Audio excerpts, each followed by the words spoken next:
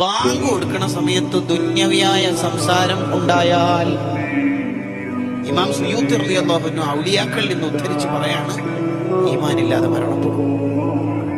അയാൾക്ക് മരിക്കുന്ന സമയത്ത് ലാ ഇലാഹ ഇല്ലല്ലാഹ് എല്ലാം കഴിയൂല.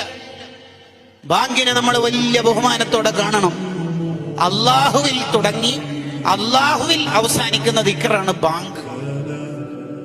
ബാങ്കിനെ ബഹുമാനിച്ചതുകൊണ്ട് മാത്രം രക്ഷപ്പെട്ട ആൾക്കാരുടെ ചരിത്രങ്ങൾ കിതാബുകളിലുണ്ട്. കുട്ടികൾ ഇങ്ങനെ പാട്ടുപാടിക്കൊണ്ടിരിക്കുമ്പോൾ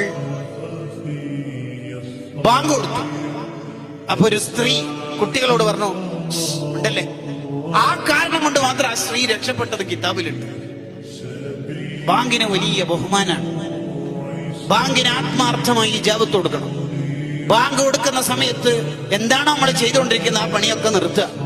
കൈകൊണ്ടല്ലേ പാത്രം കഴുകുന്നത്, വായ കൊണ്ട് ഇജാബത്ത് കൊടുത്താൽ പോരെ എന്നല്ല ആലോചിക്കേണ്ടത്. കിതാബ് മുത്താല ചെയ്യുന്ന ആളാണെങ്കിലും ബാങ്കിന് ശ്രദ്ധ കൊടുക്കുകയാണ് വേണ്ടത് എന്ന് ഇമാം ഹദ്ദാദ് റളിയല്ലാഹു അൻഹു പറഞ്ഞത് ഇയാനത്തു ത്വാലിബീൻ എന്ന കിതാബ് എടുത്ത് ഉദ്ധരിക്കേണ്ടത്. അലസരാവരുത്. ബാങ്കിന് വലിയ ബഹുമാനാണ്. ബാങ്കിനെ മൈൻഡാക്കാതിരിക്കുന്നത് വലിയ പ്രശ്നമാണ്. ആ സമയത്ത് അനാവശ്യ സംസാരം നമ്മുടെ ഈമാൻ തന്നെ നഷ്ടപ്പെടുത്താൻ കാരണമാണെന്നാണ് ഇമാം സുയൂത്തി റളിയല്ലാഹു അൻഹു ഒക്കെ നമ്മളെ പഠിപ്പിക്കുന്നത്.